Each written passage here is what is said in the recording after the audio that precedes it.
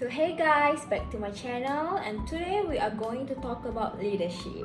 Leadership is the ability to influence a group to achieve a goals or a vision. We're gonna interview a person who fits in the manager role, and for today we are taking Mr. Arif as our guest. Okay, my name is Arif bin Kasmuri as the lead of Iskandar Malaysia Investment Service Center. Wow! For the first question, we will be asking him about his leadership style. In this question, we will identify whether he is transactional or a transformational leadership style. Well, for myself, I believe the number one would be more important, i.e. setting the targets and also KPI. So what do you think regarding his answers? He did say that he is someone that is more focused on the goals and KPI. To have a better analyzation, this means that they have a defined role he prioritizes in achieving his goal. When he say he's focused on goals, this is equivalent to the task-oriented behavior.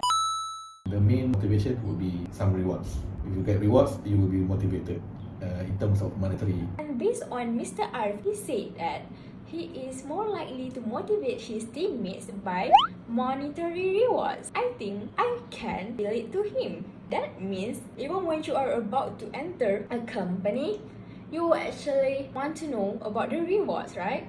This also applies to most of the people, because a lot of people, even though their workplace is toxic, they still manage to be in that workplace because of the rewards. Because of why? They want the monetary rewards for their daily lifestyle. So we can conclude based on our first question that Mr. Arif is more directive than a supportive leader. Some jobs need people like Mr. Arif to be more transactional and be more clear to their goals.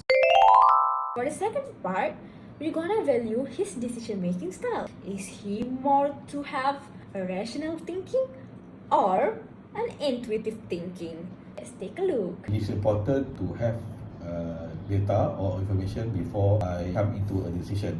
He says that he gathers a lot of information before he makes a decision. He thinks by having a lot of information, he can have a better solution towards the problem. He doesn't go with his emotion and hunch. So by here, he goes a bit old-fashioned ways, step by step, to come up with a very good solution.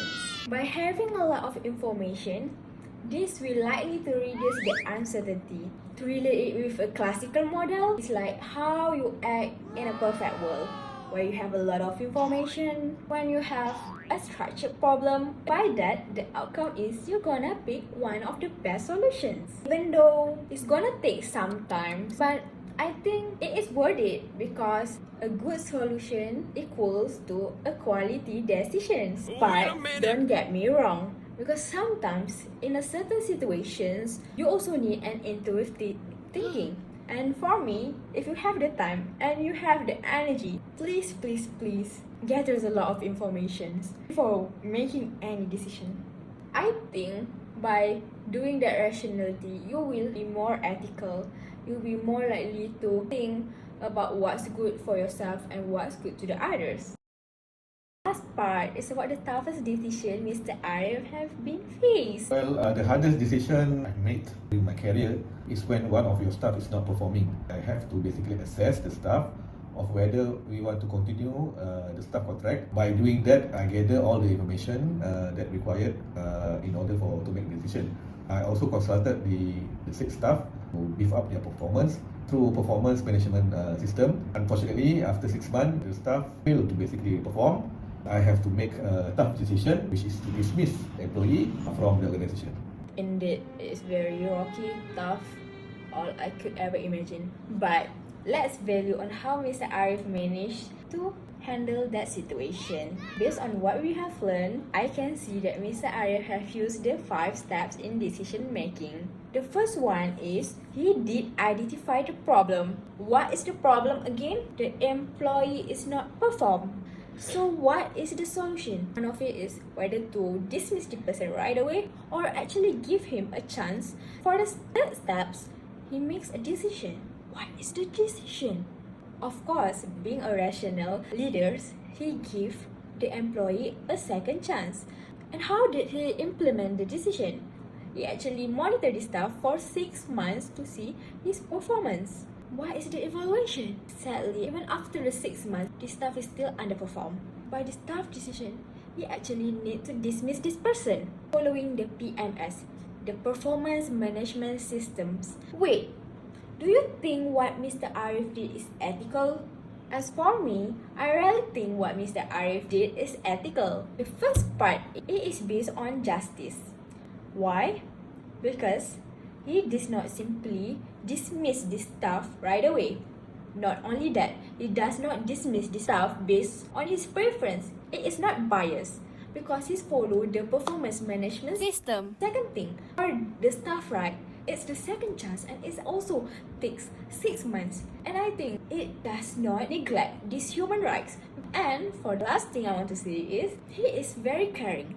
Because not only he thinks about the staff, but he actually think of his own organizations. What happen if they keep this person longer? This will track down the organization performance as well.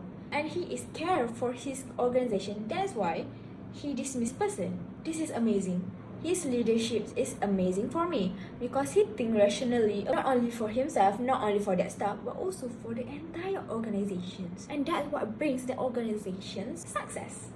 So that's all for today. I think the discussion have come to an end, and I hope this discussion become very educational, insightful to you. I hope you can actually take a bit advice to implement it with your management style in the future.